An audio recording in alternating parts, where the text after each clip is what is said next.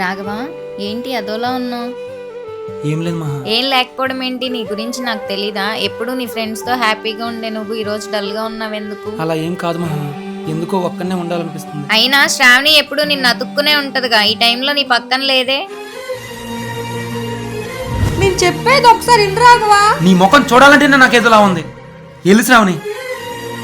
ఓయ్ రాఘవా, ఏంటి ఆలోచిస్తున్నావు? వీడికి ఏమైంది? మాట్లాడుతుంటే వెళ్ళిపోతున్నాడు.